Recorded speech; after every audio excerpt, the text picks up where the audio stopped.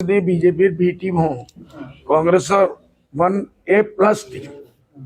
কেউ একটু সাক্ষী বাঁধব দলিল যে কিছুদিন আগে গৌরব গগৈ হিসাবে কই আছে বাকি সব কংগ্রেসের নেতা সকলে কই আছে যে আমি সব জায়গাত সিট দিম যে মাইনরিটি এরিয়া টোটাল 22টাই সিট আপনি অঙ্ক হিসাবে হোক 22টা সিটত যদি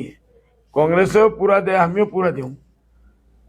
বেশি থেকে বেশ ভাল যদি হয় 11-11টা হব না সকলের লাভ হব না আমার লাভ হব এটার মতলব কি হল যে 11টা ভিতরে 5-7টা কংগ্রেসও হারাব 11টার ভিতরে 5-7টা আমিও হারাম ওয়াকওয়ার আমি দুইজনে মিলি কাক দিয়েছো হেমন্ত বিশ্ব শর্মা বিজেপি আমি তো দেওয়ার কোনো কথাই নেই আমি তো যুদ্ধের কারণ আমি ছবি আমি তো এই 22টা সিট তো দিমই দিম এই কারণে কংগ্রেসের নিজের যে সিটবিলাক আছে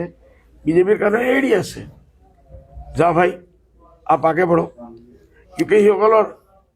বিজেপির লগত মই নকওঁ গৌৰৱ গগৈৰ চাবৰ কিমান আছে আগৰ প্ৰেচিডেণ্টৰ আগত আছিল লগে সকলেৰ বহুত ডাঙৰ ডাঙৰ নেতাসকল ৰাতি গৈ হেমন্ত বিশ্ব শৰ্মাৰ পৰা পেকট লয় এইটো প্ৰুফ আছে আপোনালোকৰ হাতত আছে এইটোৰ কাৰণে আমি কৈ আছো যদি কংগ্ৰেছে এইবাৰ যে দুবাৰ প্লান লৈ আছে কংগ্ৰেসে মন নালাগে 20 টাচ কৰিব কৰি এসব লোক আপোনালোকে উজনি অসমত কামেই নকৰে নাযায় যোৱাই নাই যোৱাবাৰো যোৱা নাই পঞ্চায়ত ইলেকশন লাষ্ট ইলেকশন হৈছে পঞ্চায়ত ইলেকশনে কংগ্ৰেসে খোলাখুলি কৈছে যে আমি উজনি অসমত এতিয়ালৈকে কেণ্ডিডেট বিচাৰি পোৱা নাই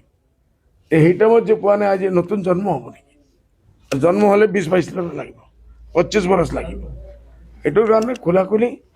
এই সকলে নিজে ওয়াকআউট দি আছে আমি ইউডিএফ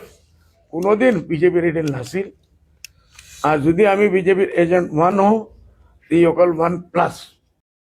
যদি বিজেপির বি টিম হো কংগ্রেসের 1A+ টিম কেউ একটু সাক্ষী বাঁধব দলিল যে কিছুদিন আগে গৌরব গগৈ হিসাবে কই আছে বাকি সব কংগ্রেসের নেতা সকলে কই আছে যে আমি সব জায়গাত সিট দিম যে মাইনরিটি এরিয়া টোটাল 22টাই সিট আপনি অঙ্ক হিসাবে হোক 22টা সিটত যদি কংগ্রেসেও পুরা দেয় আমিও পুরা দিম বেশি থেকে বেশ ভাল যদি হয় 11-11টা হব না সকলের লাভ হব না আমার লাভ হব